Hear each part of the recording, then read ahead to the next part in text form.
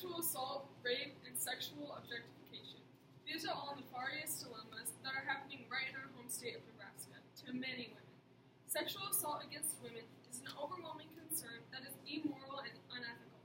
Today, I will give you information about sexual assault that will convince you about how this topic is immoral. First, I will discuss the facts associated with sexual assault. Then, I will share with you some instances that have happened right here in Nebraska. And finally, I will tell you about how the sexual objectification of women is wrong and how it relates to sexual assault. To begin, you should know several facts about sexual assault. According to the Nebraska Department of Health and Human Services, sexual assault is an assault of a sexual crime on another person or any sexual act committed without consent. Sexual assault is motivated by the need to control, humiliate, or harm. Perpetrators use sexual assault as a weapon to hurt and dominate others. Sexual assault can happen to anyone of any race, gender, ethnicity, age. But it is most commonly against women and children. Now I will describe to you some statistics regarding this crime. According to the United States Department of Justice, about 20 million and 112 million women in the United States have been raped during their lifetime.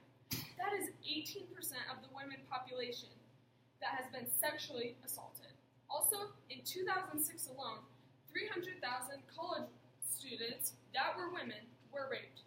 These two statistics are extremely startling. It is terrible how common sexual assault is in our country.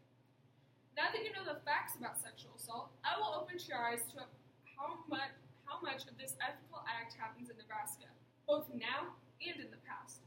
Lincoln Journal-Star published an article regarding a Stewart County sheriff who sexually assaulted 5 women between 2007 and 2018. Beginning in 2007, the sheriff began his criminal record by raping a 17-year-old girl.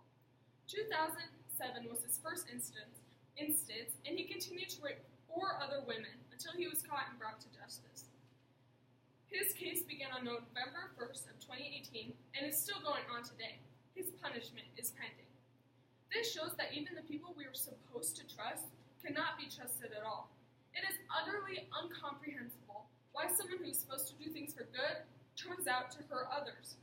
This hurts me because all of my life I have been told that the good guys, or cops, help everyone and are like superheroes to us. But in this case, it just completely goes against all my values. Another case that happened recently was when a woman was seriously injured because she was denied a protection order against her husband. This article was published in the Omaha World Herald just recently on March 10th. This article just goes to show how flawed our justice system is, which again goes against my values that law enforcement and government officials are there to help everyone out.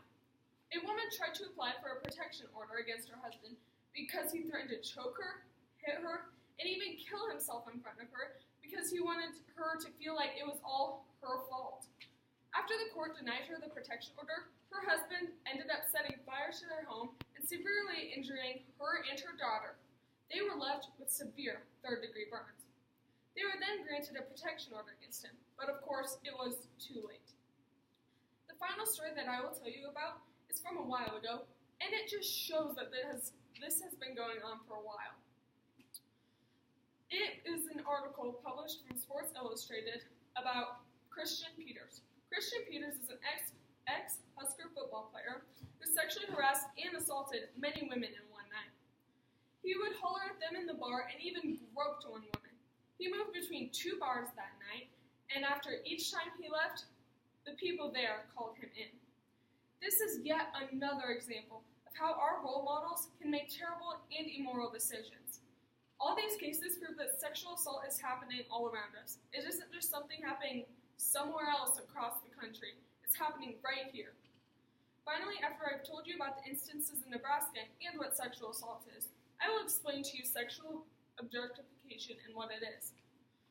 By definition, sexual objectification is when a person, typically a woman, is reduced to her sexual appeal or sexuality for the use and pleasure of others, as said by Sarah Egan and Sarah Gervais, who wrote the American Journal of Psychiatry. This is extremely unethical because it reduces a woman from a person full of life to nothing but an object. Sexual objectification takes away all the fully human characteristics that a woman represents. Sexual objectification plays a large role in acts such as sex trafficking, rape, and sexual assault. The reason for this is because some people view others as just a tool rather than an actual human, so they are more prone to violence. This results in sexual misconduct and crimes. Sexual objectification contradicts all of my values because it takes the life out of people and it degrades them. Everyone should be seen as a person, no matter their age, race, ethnicity, gender, or anything. In conclusion, sexual assault is morally wrong, and it goes against all the values that I hold dear. Now you should see that sexual assault isn't just something happening somewhere else. It is happening right here in Nebraska, and I even listed several instances that have happened recently. Also, by learning the definition and statistics of sexual assault, you're able to see how terribly common this is. The reason for this horrible crime is because of the objectification of women, and this appalling subject that leads to inequality between genders. Overall, sexual assault is a sickening act that is atrocious and just flat out terrible. Imagine seeing someone hurting your sister, your daughter, your aunt, your mom, or cousin. Terrible, isn't it? Sexual assault is real and happening all around us. It is an unspeakable and horrendous crime.